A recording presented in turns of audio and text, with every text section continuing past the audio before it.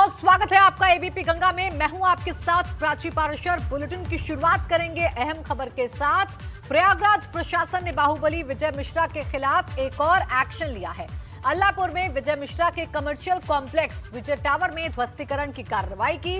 PDA के मुताबिक complex की ऊपरी 2 मंजिलें अवैध रूप से बनाई गई हैं, जिनका नक्शा बिना विकास प्राधिकरण के पास कराया गया। इसके लिए प्राधिकरण ने विजय मिश्रा को नोटिस भी जारी किया था और खुद से मंजिलों को तोड़ने का वक्त दिया था, लेकिन तय वक्त में भी अवैध निर्माण न हटाए जाने के बाद अब पीडीए ने कार्रवाई की।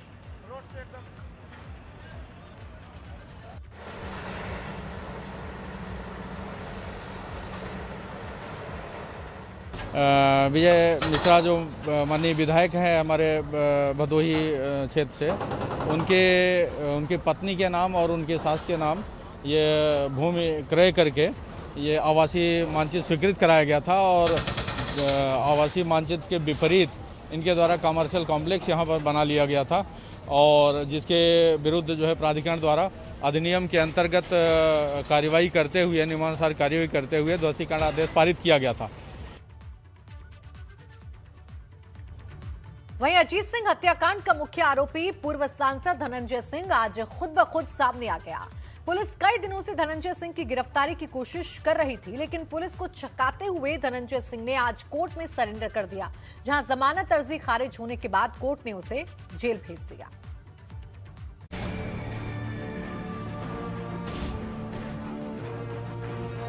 6 जनवरी को लखनऊ में हुए अजीत सिंह हत्याकांड में मुख्य आरोपी बनाए गए जिस धनंजय सिंह को गिरफ्तार करने के लिए यूपी पुलिस लखनऊ से लेकर दिल्ली तक तलाश कर रही थी, उसने आज खुद ही प्रयागराज में एमपी एमएलए कोर्ट में नाटकीय अंदाज में सरेंडर कर दिया।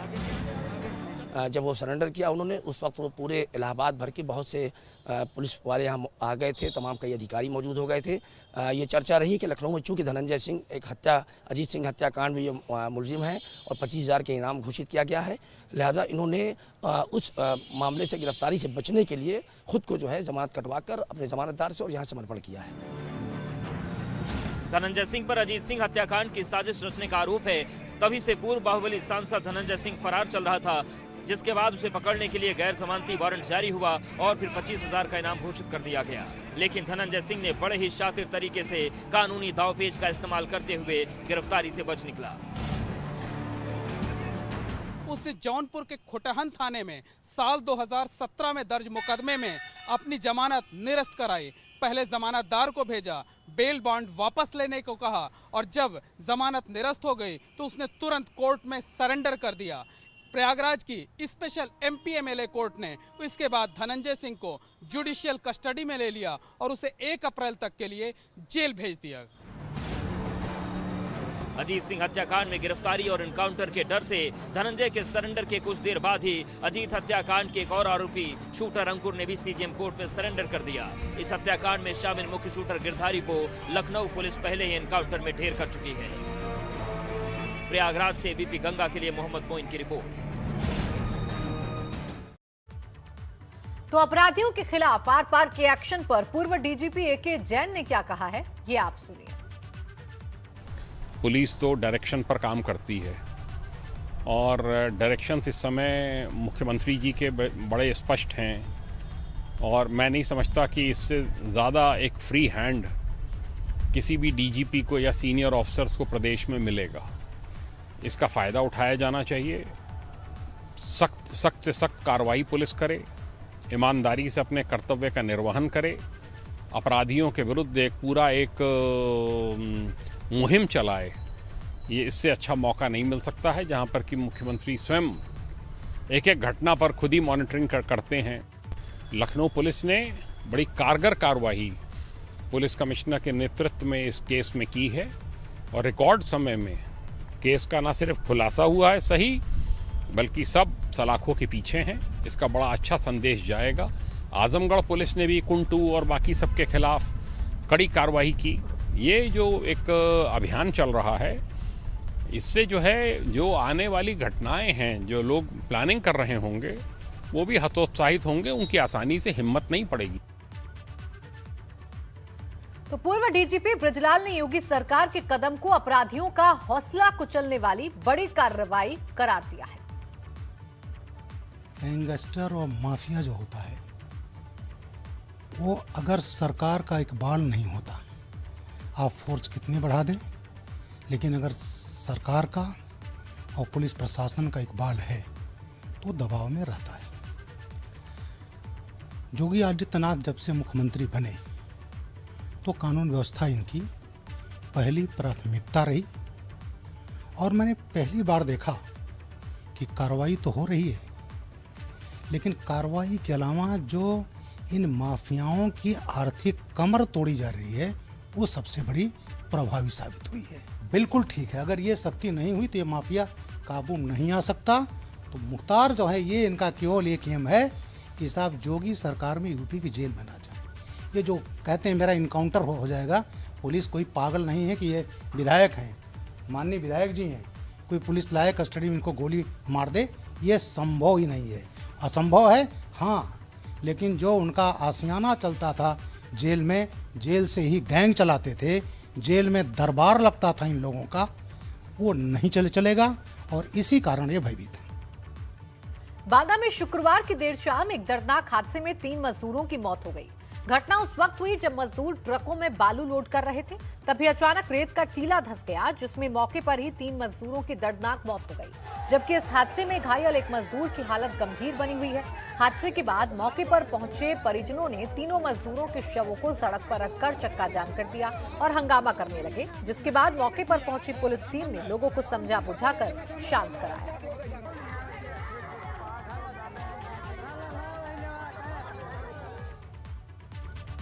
सुल्तानपुर में खाद्य विभाग की निष्क्रियता के चलते नकली सरसों के तेल का कारोबार धड़ल्ले से चल रहा है।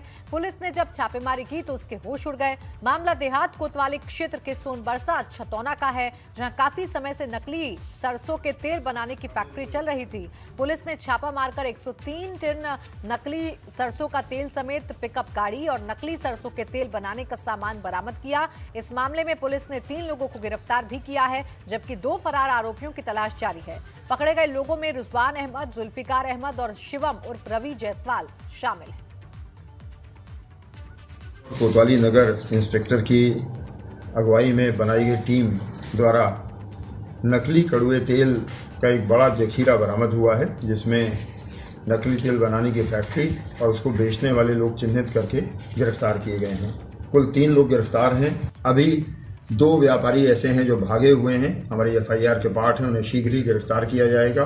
पूछताछ पर न केवल शहर अपने थाने बल्कि आसपास के जनपदों के भी ऐसे व्यापारियों को चिन्हित किया गया है जहां पर ये सामान बेचते थे, उनके खिलाफ भी साक्ष्य के आधार पर कड़ी कार्रवाई की जाएगी।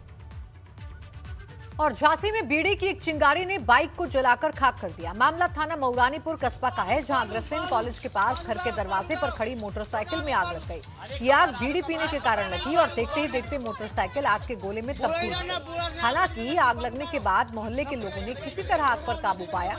मोटरसाइकिल नरेंद्र कुशवाहा नाम के शख्स की बताई जा रही है।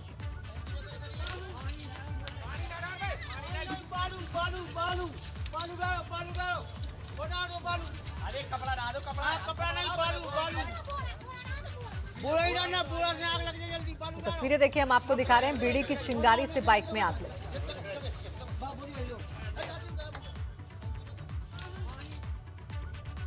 रामपुर में जिलाधिकारी आंजनेय कुमार को ये विदाई हमेशा याद रहेगी। डीएम साहब के आवास पर मिलने वालों का तांता लगा था। इस मौके पर जिले के तमाम वरिष्ठ अधिकारी मौजूद रहे। डीएम साहब को एक खुली जीप में बिठाकर बैंड बाजे के साथ पुलिस एस्कॉर्ट करते हुए कलेक्ट्रेट तक ले गई। दरअसल आंजनेय कुमार को मुरादाबाद का कमिश्नर बनाया गया है। आंजनेय करीब 2 साल पहले रामपुर में जिलाधिकारी के पद पर तैनात हुए और सपा नेता आजम खान के खिलाफ कार्रवाई को लेकर चर्चा में रहे।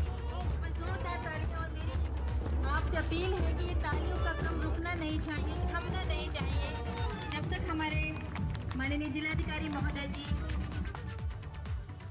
शराबी तो आपने बहुत देखे होंगे, लेकिन हरदोई के सरकारी स्कूल में शराब पीकर आने वाला एक शिक्षक ने तो हद ही कर दी। तुम ये वीडियो जाएगी BSS आपके पास, अभी तुमको बताया जाएगा यहाँ क्या करना है। अब यही बाकी रह गया था, शिक्षा के मंदिर में शराबी शिक्षक। हम कुछ भी पी के आए, दारू पी के स्कूल आ रहे हो ना? बिल्कुल आएंगे। आपको जो करना हो आप करिएगा। हम क्यों डिप्टी साहब करेंगे, बीएसए साहब करेंगे। डिप्टी साहब को करो ना। हाँ बीएसए करो। लेकिन कोई क्या करे, ये चीज ही ऐसी हलक से नीचे उतरी नहीं कि असर दिखाना शुरू कर देती है। नशा जैसे जैसे चढ़ता है, सामने कोई आ जाए सबकी उतार देने पर उतारू हो जाती है। कुछ देर के लिए ही सही, जैसे इन्हीं की मर्जी चलती, बिल्कुल महोदय की तरह। दारू पी के क्या बात होती है? क्या नहीं, दारू पी के स्कूल गलत काम करो। नहीं वो छोड़ो, तुम दारू पी के स्कूल क्यों आए? ये हरदोई में अहिरौरी के एक घरा प्राथमिक विद्यालय का मामला है। यहाँ शिक्षक महोदय शराब पीकर स्कूल पहुँच गए। जब उनसे शराब पीकर स्कूल आने के बारे में पूछा गया तो फिर महोदय का जवाब सुन लीजिए। कुछ भी आप कर लीजिए। मोबाइल चला रहे हैं। नहीं वो आप कुछ भी कर लीजिए। हाँ, कोई कुछ कर नहीं पाएगा ना। आप कुछ भी कर लीजिए, वो छुट्टी मारी लेगी। शर्म भी आएगी और गुस्सा भी। नशे में चूर महोदय को क्या पता कि उनकी शराबी करतूत कैमरे में भी कैद हो गई। फिर क्या, स्टाफ और अधिकारियों से अभद्रता भारी पड़ी। महोदय निलंबित कर दिए गए। शायद अब नशा उतर गया। Bureau report, ABP Ganga. उधर महाराजगंज में जल निगम कार्यालय पर कर्मचारियों का धरना प्रदर्शन जारी है। उत्तर प्रदेश जल निगम संघर्ष समिति के बैनर तले ये धरना 17 दिन से जारी है। कर्मचारियों की 3 सूत्रीय मांग है। इनका कहना है कि उन्हें 6 महीने से वेतन नहीं मिला है और अगर यही हालत रही तो हम लोग भुखमरी की कगार पर आ जाएंगे। इनकी मांग है कि सितंबर 2020 से अब तक का बकाया वेतन और पेंशन का तत्काल भुगतान और प्रतिमाह नियमित रूप से वेतन का भुगतान ट्रेजरी से कराया जाए।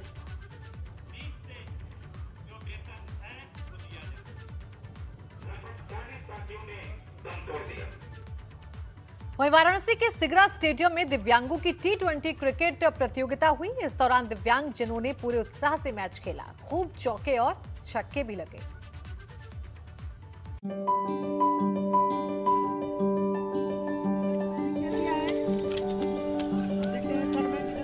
ये बुलंद हौसलों और हिम्मत की दास्तां है। हाथ पैर सामान नहीं तो क्या हुआ, काम तो असाधारण कर ही सकते हैं। ये वाराणसी का सिगरा स्टेडियम है। यहाँ क्रिकेट मैच तो बहुत हुए होंगे, लेकिन ये क्रिकेट मैच तो वाकई खास है। बनारस और मिर्जापुर की टीम के बीच खेले गए 2020 क्रिकेट में खिलाड़ी बैटिंग से लेकर बॉलिंग और फील्डिंग सभी कर रहे हैं, लेकिन ये सब कुछ व्हील चेयर पर बैठकर किया जा रहा है। आखिर ये सभी खिलाड़ी दिव्यांग जो हैं, लेकिन जोश और जज्बा इतना ज्यादा कि हार को भी हरा दे। अति आत्मविश्वास जगा रहा है और आगे के लिए सबको उत्तेजना देगा। आने वाले कुछ विकलांग ऐसे भी इधर उधर नजर आते हैं जो रोड पे भीख मांगते हैं, ऐसे करते हैं, कोई नजर नहीं देते, तो लोग को हम लोग एक जागरूक पैदा करने के लिए ये हम लोग प्रोग्राम पाने हैं। यहाँ टीम के कुछ खिलाड़ी विश्व स्तर पर खेली जाने वाली प्रतियोगिता की भी तैयारी कर रहे हैं। यानी प्रधानमंत्री मोदी के संसदीय क्षेत्र में ये दिव्यांगों को नई दिशा देने की एक कोशिश है। काशी के इतिहास में ये अद्भुत आयोजन है। वो इसलिए अद्भुत है, वो मैच के कारण नहीं, क्योंकि आज जो मैच खेलने वाले हैं वो पूर्णतः दिव्यांग हैं और वो टोटल ये मैच जो है वो व्हील चेयर पे प्रस्तुत कर रहे हैं। हम लोगों ने ये सोचा कि जो 10 करोड़ की आबादी है उनकी आवाज़ बन करके दिव्यांग व्हील चेयर क्रिकेट प्रतियोगिता के माध्यम से हम समाज के अन्य लोगों का ध्यान आकृष्ट करें। कौन कहता है आसमां में सुराख नहीं हो सकता, एक पत्थर तो तबीयत से उछालो यार। ये दिव्यांग क्रिकेटर इसी लाइन को सच कर रहे हैं।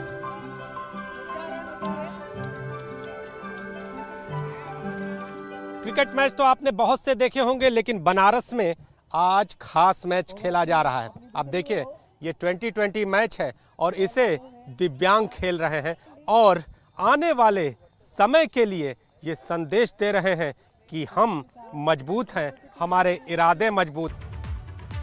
ब्रेक के बाद स्वागत है आपका और चलिए बुलेटिन में आगे बढ़ते हैं और बात गैरसैंण की करते हैं। गैरसैंण विधानसभा के बजट सत्र के दौरान विपक्ष ने किसानों के गन्ना मूल्य की बढ़ोतरी और गन्ना भुगतान को लेकर सरकार को घेरने की कोशिश की। कांग्रेस का कहना है कि गन्ना मूल्य में 1 रुपए भी बढ़ोतरी नहीं हुई है। 2016 में जो दाम कांग्रेस ने तय किया था वही दाम आज भी है। जबकि दूसरी ओर विपक्षी विधायकों के सवालों के जवाब देते हुए संसदीय कार्य मंत्री मदन कौशिक ने कहा कि विपक्ष की जो मांगे हैं उन मांगों की सच्चाई विपक्ष के आरोपों से परे। 4 वर्षों में 1 रुपया जो है इस सरकार ने गन्ने के मूल्य में वृद्धि की है। और हम ये कह रहे थे कि लगातार महंगाई बढ़ रही है, डीजल महंगा हो गया, मजदूरी महंगी हो गई है, जो ट्रैक्टर ट्रॉली और उसके पार्ट्स हैं वो महंगे हो गए हैं, उर्वरक महंगे हो गए हैं। आप किसानों के गन्ना मूल्य में 1 रुपया की भी जो है मूल्य वृद्धि करने का काम नहीं कर रहे हैं। संसदीय कार्य मंत्री जी अपनी पीठ थपथपा रहे थे, बयान दे रहे थे कि हमने राजस्थान से, हमने महाराष्ट्र से, हमने पंजाब से जो है ज़्यादा मूल्य दिया है। अरे आपने थोड़ी दिया, वो मूल्य तो 2016 में हम दे के गए। आपने तो गन्ना किसानों को 2016 में जो हम मूल्य दे रहे थे उस पर छोड़ दिया है। गन्ना मूल्य को लेकर विषय उठाया। पहले तो उन्होंने किसानों की मजाक बनाई कि जो किसान सम्मान निधि उसके बारे में, फिर उन्होंने कहा कि आपने जो 250 करोड़ की व्यवस्था की है उसके बारे में टिप्पणी। एक तो मैं ये कहना चाहता हूँ कि किसान सम्मान निधि जो अपने राज्य में भी 6 लाख से ज़्यादा हम किसानों को दे रहे हैं, निश्चित रूप से एक बहुत बड़ी उपलब्धि हमारी है। 0% पर हम जो ब्याज टोटल हम दे रहे हैं, अगर 1 साल का जोड़े किसान का तो 20-25 हज़ार रुपये होगा जो हम दे रहे हैं। यानी किसानों को अच्छा हम जो उनकी कृषि के यंत्र हैं वो अच्छे मिले, अच्छा उनको खाद मिले। गैरसैंण की कमिश्नरी में अल्मोड़ा जिले को मिलाने का विरोध हो रहा है। इसे लेकर कांग्रेस ने गांधी पार्क के सामने प्रदर्शन किया। कांग्रेस का कहना है कि अल्मोड़ा काफी पुराना शहर है, बावजूद इसकी अनदेखी हो रही है।